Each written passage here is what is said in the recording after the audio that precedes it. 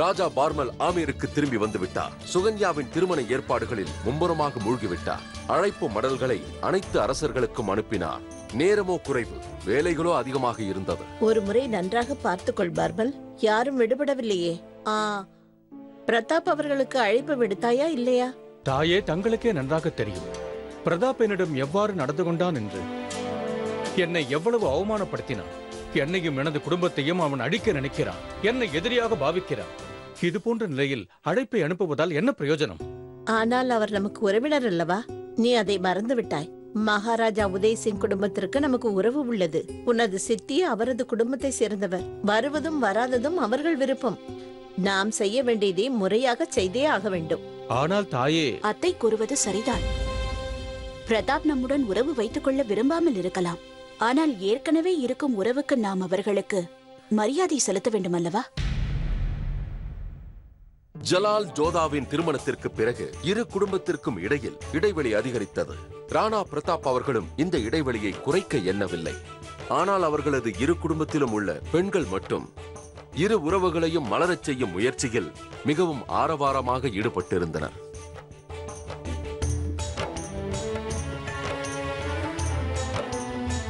காலம் எந்த காயத்தையும் மறக்கச் செய்துவிடும். நாம் ராஜபுத்திரர்கள், வீரகுலத்தில் பிறந்தவர்கள். நடக்கும் இந்த விவாகம் ராஜபுத்திரர்களுடையது. எனவே எல்லாவற்றையும் மறந்துவிடுங்கள்.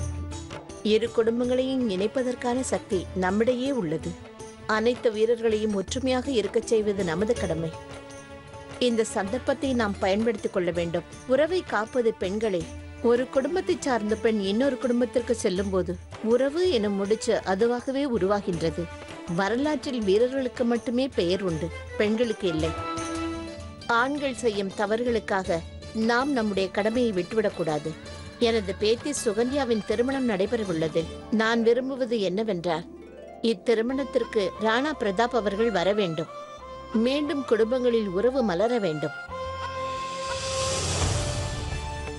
ஆமீரின் மகாராஜா பார்மல் அவர்கள் தன்னுடைய மகள் கல்யாணத்திற்கு அழைப்புதல் அனுப்பியிருக்கிறார். அத்துடன் மாப்பிள்ளை வீட்டிலிருந்தும் நமக்கு அழைப்பு வந்துள்ளது. தாங்கள் என்ன முடிவு செய்துள்ளீர்?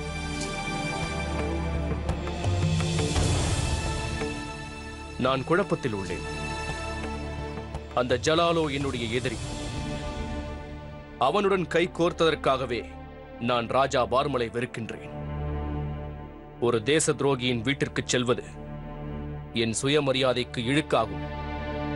ஆனால் ராஜபுத்திர வம்சத்தை சேர்ந்தவனாக பெண்ணையும் மாப்பிள்ளையையும் வாழ்த்துவது நமது கடமையாகும். இது நம் ராஜபுத்திரர்களின் பழக்கமாகும். இது ஒரு இக்கட்டான சூழ்நிலை. ஒரு புறம் பகைமை, சுயமரியாதை, இன்னொரு புறம் உறவு, கடமை. இம்முறை உறவிற்கும் கடமைக்கும் முக்கியத்துவம் சற்று ஓங்கி இருக்கிறது. ஆமீருடன் உனது தந்தைக்கு உறவு இருக்கிறது. அதேபோல் ராஜபுத்திர குல பெண்மணியின் திருமணத்திற்கு செல்வதென்பது உனது முக்கியமான கடமையாகும். என்னை பொறுத்தவரை இந்த அழைப்பை ஏற்பதே சிறந்தது என்று தோன்றுகிறது. தாங்களா இவ்வாறு கூறுகிறீர்கள்? ஆம், நீ யுத்தம் செய்ய நினைக்கும் உனது பரம எதிரியான ஜலாலும் அந்த திருமணத்திற்கு வருவதாக எனக்கு தகவல் கிடைத்துள்ளது. ஆகையால் அவனை நீ நேருக்கு நேர் சந்திப்பது மிகவும் முக்கியமாகும். நான் அவனது முகத்தை கூட பார்க்க விரும்பவில்லை குருவே. பிரதாப், யுத்தத்தில் இறங்குவதற்கு முன்பாக பலம் பலவீனங்களை தெரிந்து கொள்வது என்பது அரசியலில் மிகவும் முக்கியமானதாகும். ஆகையால் இது உனக்கு ஒரு நல்ல வாய்ப்பு. நீ ஜலாலை புரிந்து கொள்வது மட்டுமல்லாமல் அவனது சக்தி சாமர்த்தியங்களையும் தெரிந்து கொள்ளலாம். தன்னுடைய எதிரியின் பலத்தை தெரிந்த ஒருவனே சரித்திரத்தை மாற்றி அமைக்கும் வல்லமை படைத்தவனாவான். இதை புரிந்து கொள். இந்த திருமணம் உனக்கு ஒரு நல்ல அரசியல் தளத்தை அமைத்துக் கொடுக்கும். அந்த ஜலாலை வீழ்த்துவதற்கு உனது வாளுக்கும் தோளுக்கும் போதிய பலம் இருக்கிறதா என்று தெரிந்து கொள்வதற்கு இது ஒரு அரிய சந்தர்ப்பம்.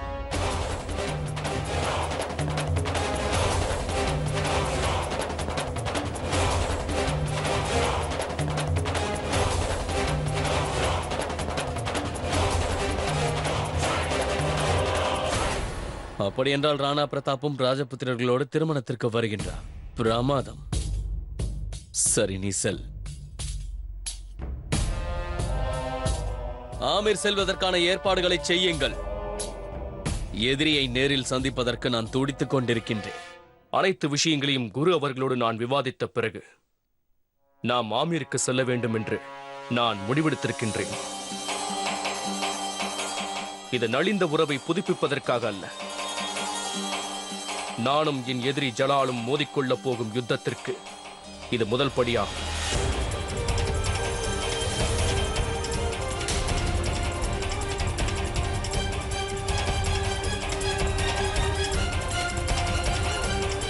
இவை அனைத்தையும் இங்கு வைத்து விடுங்கள்.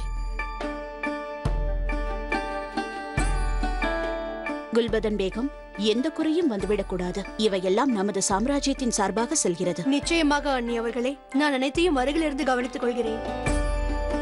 ஜிஜியங்கா, நான் கூறியது போல் அனைத்து பொருட்களும் தயாராக இருக்கிறதா? ஆம் மகாராணி அவர்களே. காபூலில் இருந்து வந்த நகைகள், பட்டாடைகள் அனைத்தும் இங்கு சித்தமாக இருக்கின்றன. அந்த நகைகளை மகாராணியாருக்கு காண்பி. மகாராணி அவர்களே, சரி. ஜோதா பேகம் தங்களை சந்திக்க வேண்டுமாம். எதற்காக என் அனுமதி? அவளை காக்க வைக்காமல் உடனே அழைத்து வா.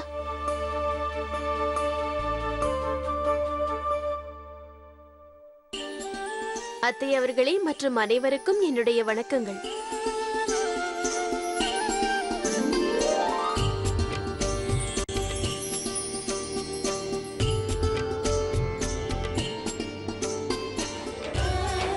அத்தை அவர்களே, இவை அனைத்தும் சுகன்யாவின் திருமணத்திற்கான சீர். இவற்றை வாங்குவதற்காக 2 நாட்கள் ஜிஜியங்கா செலவிட்டிருக்கிறார்.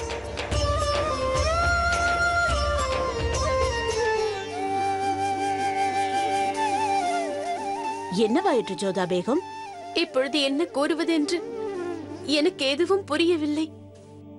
என் தங்கைக்காக நீங்கள் இவ்வளவு... இது என்ன கேள்வி? நீ முதலில் என்னுடைய மகள், பிறகுதான் மருமகள். உனது தங்கையின் மீது எனக்கும் பொறுப்பு இருக்கிறது. முகலாய சாம்ராஜ்ய பேகத்தின் தங்கை அவள். எனக்கு பக்ஷி பானு எப்படியோ அப்படித்தான் சுகன்யாவும். அத்தை அவர்களே, தாங்கள் அளிக்கும் இந்த அரிய பரிசை விட தாங்கள் எங்கள் மீது வைத்திருக்கும் தாய் பாசம்தான் பெரியது. ஆமீர் நீங்கள் அளிக்கும் சீரை எப்பொழுதும் நினைத்து பெருமைப்படும். எப்பொழுதும் இது எங்களுக்கு மிகப்பெரிய பெருமையாகும். இந்த சீர் எங்களது கடமையாகும், சுகன்யாவின் உரிமையும் கூட. புரிகிறதா? இனி ஒரு முறை உனது கண்களில் கண்ணீரை பார்த்தேன் என்றால் அது எனக்கு பிடிக்காது. முதலில் கண்களை துடைத்துக்கொள்.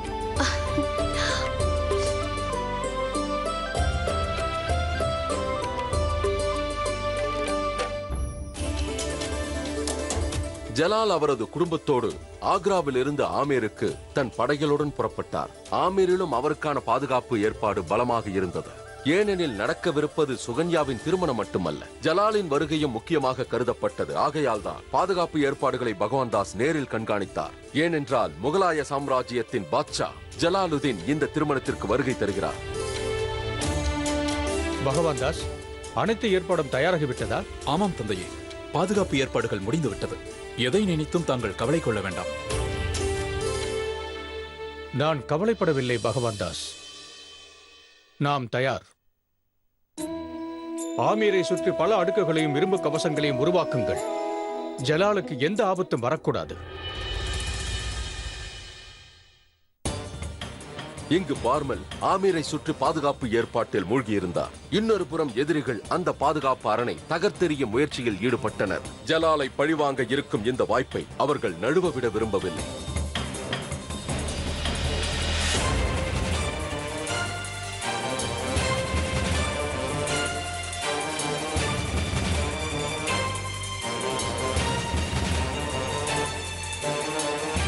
இது போன்ற வாய்ப்பு நழுவவிட்டால் மீண்டும் கிடைக்காது.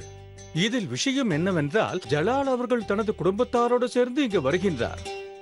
திருமண நிகழ்ச்சியில் கலந்து கொள்வதற்காக மட்டும் இங்கு வந்தால் தன்னுடன் படைகளை அழைத்து வருவதற்கு வாய்ப்பில்லை. இது போன்ற சமயத்தில் தான் ஜலாலின் கதையை சுலபமாக முடிக்க முடியும். எந்தவித கஷ்டமும் படாமல் அவரை எளிதில் கொன்றுவிடலாம். அவனை நாம் கொன்றுவிட்டால் இந்த ராஜபுத்திரர்களை எதிர்க்கும் தைரியம் முகலாயர்களுக்கு வராது. ஆகையால் இந்த திட்டத்தை நான் ஆமோதிக்கிறேன். நானும் ஆமோதிக்கிறேன். இந்த விஷயத்தில் தங்கள் அபிப்பிராயம் என்ன? சரியாக கூறினீர்கள். உகந்த நேரம்தான். ஆனால் அது கோழைகளுக்கு, வீரர்களுக்கு அல்ல. அவ்வாறென்றால் தாங்கள் கூற வருவது இவ்வாய்ப்பை தவறவிட வேண்டும் என்கிறீர்களா? கோழைகள் தான் காத்துக் கொண்டிருப்பார்கள். அவர்கள் முதுகில் குத்துவதற்கு சிந்திக்க மாட்டார்கள். வீரர்கள் முன்னின்றே மோதுவார்கள். போரை அறிவித்து வீர முழக்கமிட்டு மோதுவார்கள். ஜலால் இங்கு யுத்தத்திற்காக வரவில்லை. அவனுடைய குடும்பத்தினரும் அங்கு இருப்பார்கள். இந்த சூழ்நிலையில் ஒருவரை தாக்குவது நமக்கு கௌரவம் அல்ல. அது வீரர்களுக்கும் அழகல்ல. நேருக்கு நேராக மோதி தலையே போனாலும் கௌரவமாக வாழ்பவர்கள் நாம். முதுகில் குத்தி நம் குலத்திற்கு அவமானத்தை ஏற்படுத்தக்கூடாது. அப்படி என்றால் ஜலாலை எதிர்க்காதீர்கள் என்று கூறுகிறீர்களா? எதிர்க்கத்தான் வேண்டும். அதோடு தாக்க வேண்டும். எப்பொழுதென்றால் ஜலாலோடு நேருக்கு நேராக யுத்த களத்தில். அதுவரையில் எனது வீரகுலத்திற்கு எப்போதும் அவப்பெயரை ஏற்படுத்தும் செயலை செய்ய மாட்டேன். நான் அந்த திருமணத்திற்கு செல்வது என் குடும்பத்தில் உள்ள அனைவருடைய மகிழ்ச்சிக்காகவும் உறவுகளை மதிக்கவும் தான்.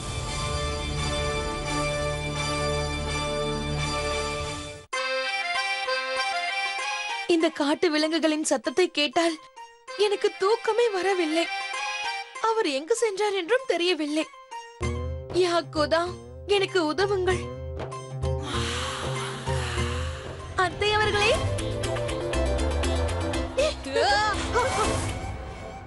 ஜாவிதா, நீங்கள் எனக்காக அந்த குதா அனுப்பிய தேவதூதன். என்ன? ஆம், தனிமை என்றால் எனக்கு மிகவும் பயம். தாங்களும் என்னுடன் இருக்கின்றீர்களா அத்தை அவர்களே? நான் உங்களுக்கு துணையாக இருந்தால் பிறகு என்னை காப்பாற்ற யார் வருவார்கள்? விளையாடுவதற்கு சமயம் இல்லை அத்தை அவர்களே. அந்த பெரிய புலி நம் மாவீரரான செயின்ஷாவியை தாக்கியதென்றால் என்னை போன்றவளை என்ன செய்யும்? எனக்கு அதை நினைத்தாலே பயமாக உள்ளது. உன்னை சாப்பிட்டால் அதற்கு செரிக்குமா என்ன? அதனால் பயப்படாதே. அத்தை அவர்களை தாங்கள் செல்லாதீர்கள். எனது சேமியா பாயசத்தின் மீது ஆணை. நான் சத்தியமிட்டு கூறுகிறேன், நான் சேமியா பாயசத்தை உண்ணுவதை நிறுத்திவிட்டேன். மனித நேயத்திற்காகவாவது? மனித நேயம் என்பது எனக்கு கிடையவே கிடையாது. ஒருவேளை என் அந்த புலி தின்று விட்டால் அப்புறம் உங்களுக்கு தான் இழப்பாகும். எனக்கு என்ன இழப்பு ஏற்படும் என்று கூறுகிறேன், கேளுங்கள். நான் மட்டும் பிழைத்திருந்தால் எனக்கு குழந்தைகள் பிறப்பார்கள். அவர்கள் உங்களுக்கு பேரன் பேத்தி ஆவார்கள். பிறகு வளர்ந்து பெரியவர் ஆவார்கள். உங்களுடன் அவர்கள் விளையாடுவார்கள். நீங்கள் அவர்களை குளிப்பாட்டலாம், தாளாட்டலாம், உணவளித்து பார்த்து கொள்ளலாம். நன்றாக யோசித்து பாருங்கள். ஒரு புலி என்னை உண்ணுவதால் உங்கள் கனவு அனைத்தும் கலைந்து விடும். ஜாவிதா, உனக்கு ஒன்று புரியவில்லை. புலி உன்னை விட்டுவிட்டு என்னை உண்டு விட்டால் அப்பொழுதும் என் கனவு கலையாதா என்ன? அத்தை அவர்களை, புலி வராது. ஏனென்றால் நெருப்பு இருக்கும் இடத்தில் புலி வரவே வராதாம். என்னை நெருப்பென்கிறாயா? ஓஹோ, நான் தங்களை கூறவில்லை. உங்கள் பின்புறமாக தீ மூட்டியிருக்கிறார்கள் அல்லவா? நான் அதை பற்றி தான் கூறுகிறேன். நான் இப்பொழுதே அதை சென்று எடுத்து வருகிறேன். பிறகு உங்களுக்கும் எனக்கும் எந்த ஆபத்தும் வராது. இப்பொழுதே செல்கிறேன். எங்கே பாருங்கள் அத்தை. அத்தை எங்கே சென்றார்கள்? நான் அவர்கள் பக்கத்தில் இருந்தும் கூட இந்த அத்தை அவர்களுக்கு தைரியமே வராது.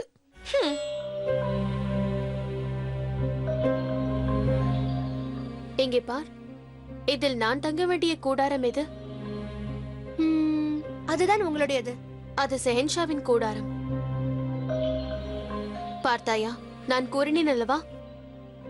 மகாராணி அவர்களே, இப்பொழுதெல்லாம் சகின்ஷா விஷயங்களை மிகவும் நன்றாக தெரிந்து வைத்திருக்கிறீர்களே.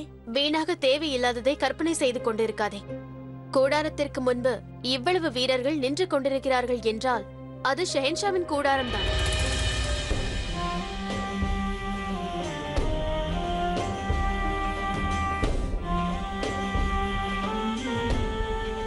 ஷெஹன்ஷா அவர்களுக்கு வெற்றி உண்டாகட்டும். தங்களுக்கு படகு சவாரி பிடிக்கும் என்று தெரியும். அதனால் அருகில் உள்ள ஆற்றில் அதற்கான ஏற்பாடு செய்திருக்கிறேன். மிகவும் அற்புதம். அந்த நிலவு வெளிச்சத்தில் படகில் பயணம் செய்தால் அந்த ஆனந்தம் மிகவும் அலாதியாக இருக்கும். ஹுசூர், இப்பொழுது நாம் ராஜபுத்திரர்கள் இடத்தில் இருக்கிறோம். தங்களுக்கு முழுமையாக குணமாகவில்லை. ஆகையால் தாங்கள் தனியாக செல்லாமல் சிப்பாய்களின் ஒரு குழு தங்களுடன் வர சம்மதிக்க வேண்டும். சிப்பாயின் ஒரு குழு எங்கு செல்கிறது? சலாம் மகாராணியாரே, ஷெஹன்ஷா படகு சவாரி செய்ய விரும்புகிறார். அவரை தனியாக செல்ல வேண்டாம் என்று கூறுகிறேன். ஜலால் எதற்காக தனியாக செல்ல வேண்டும்? ஜோதா பேகம், குறுங்குளத்தை. படகு சவாரி உனக்கு பிடிக்கும் அல்லவா? ஆமாம், இவர் ஆமீரில் பலமுறை படகு சவாரி செய்திருக்கிறார்.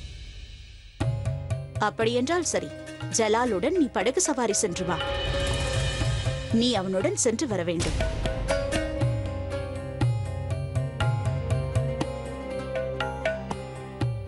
மந்திரி அவர்களிடம் நானும் இதைத்தான் கூற நினைத்தேன். நாங்களும் புறப்படுவதற்கு தயாராகிறோம். வேண்டாம், நீ எங்களுடன் வர வேண்டும்.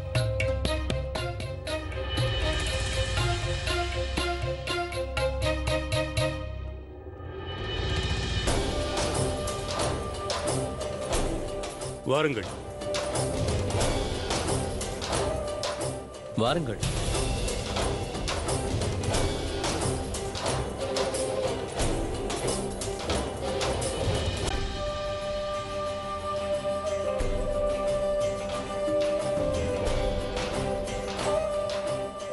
என்ன விசித்திரமான ஆசை இவருக்கு.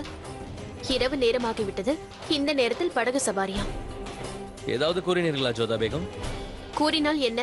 மற்றவர்கள் கூறும் ஆலோசனையை நீங்கள் கேட்பீர்களா என்ன?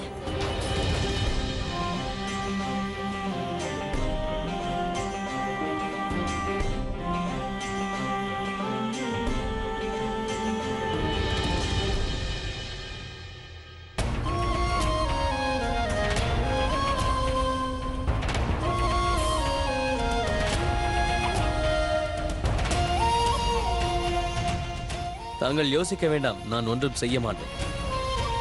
என் உதவி இல்லாமல் தங்களால் உள்ளே வர முடியாது, விழுந்து விடுவீர்கள். வாருங்கள்.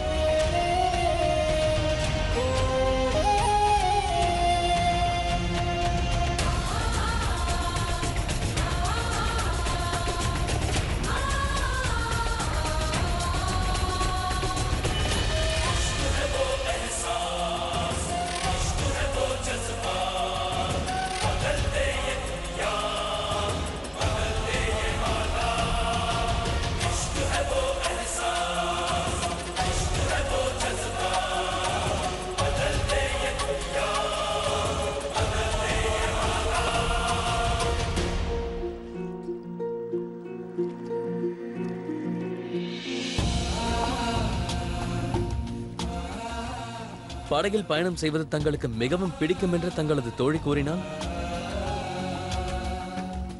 அது பிடிக்குமோ பிடிக்காதோ, யாரோடு செல்கிறோமோ அதை பொறுத்துதான் உள்ளது. உங்களிடம் விவாதித்து என்னால் ஜெயிக்க முடியாது. அது எனக்கும் தெரியும் ஷென்ஷா.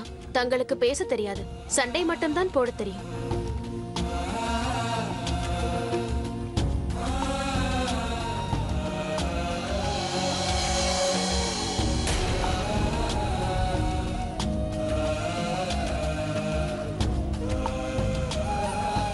பார்த்து கவனம் ஜோதா பேகம். தாங்கள் தவறி விழுந்து விட்டாலும் நான் தங்களை தள்ளிவிட்டதாக உலகம் நினைத்துக் கொள்ளும்.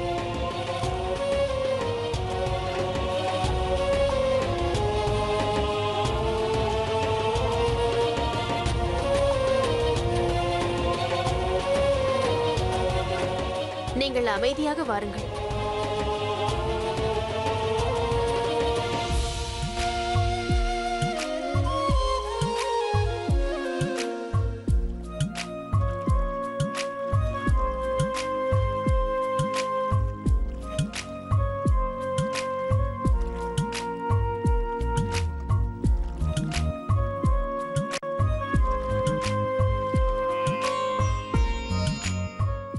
சற்று பொறுமையாக ஜோதா பேகம்.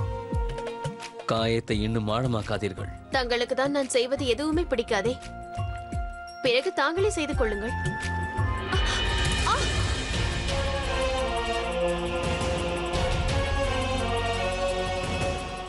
மீண்டும் நான் தான் தங்களை காப்பாற்றினேன் என்பதை மறந்து விடாதீர்கள்.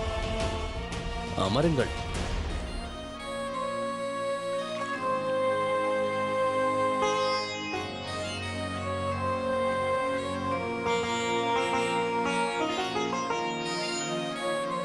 உங்களின் முக்காட்டை நான் சரி செய்கிறேன். நான் உங்களிடம் ஏதோ குறும்புத்தனம் செய்துவிட்டேன் என்று மற்றவர்கள் நினைத்துக் கொள்வார்கள்.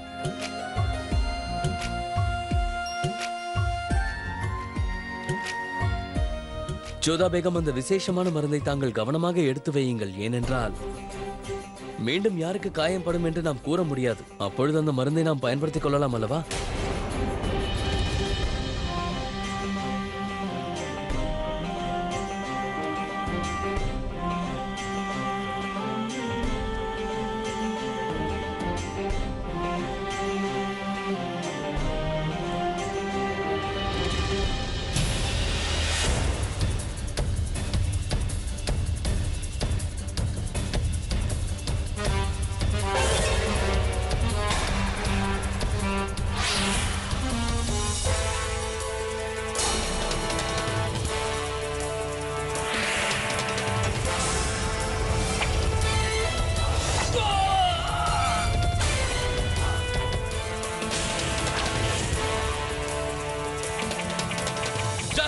பேகம்.